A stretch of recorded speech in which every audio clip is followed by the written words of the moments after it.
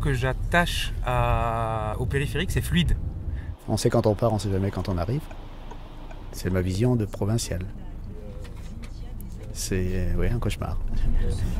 Garder leur maison, l'association pour la sauvegarde de Boyarville sur l'île de Léron a rendez-vous d'ici 1 heure avec le cabinet ministériel.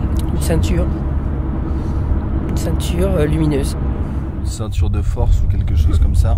Ah carrément, c'est un peu violent. Une ceinture de force. Il y a une dimension dramatique. Parce que lorsque vous voyez des milliers de voitures à la queue leu-leu, on se dit mais c'est quand même une folie collective.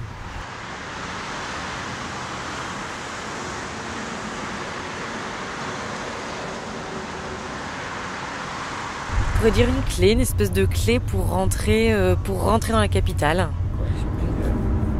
Voilà, mais le périphérique c'est aussi des portes avec des noms évocateurs. Boulevard de la Tour-Maubourg, avenue des Champs-Élysées, place de la Porte-Maillot. Alors tu vois, le périph' c'est un peu le début de la banlieue, hein, le lieu du banc.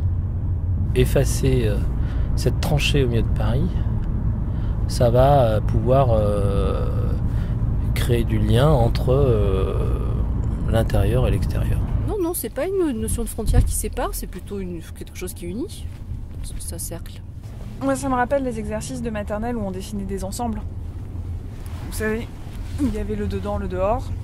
Et justement, pour moi, c'est un truc qui tourne sur soi-même, mais qui définit un milieu clos et un dehors. C'est comme une île dont on ferait plusieurs fois le tour sans jamais pouvoir sortir.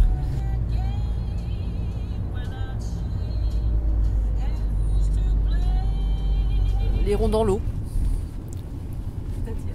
Le cercle, le fait de tourner sur soi-même, la toupie, Saturne, les anneaux.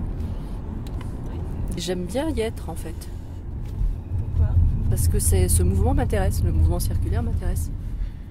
Je me sens bien dans ce genre de mouvement circulaire, c'est un manège. C'est la première à droite là, juste pour revenir à des considérations.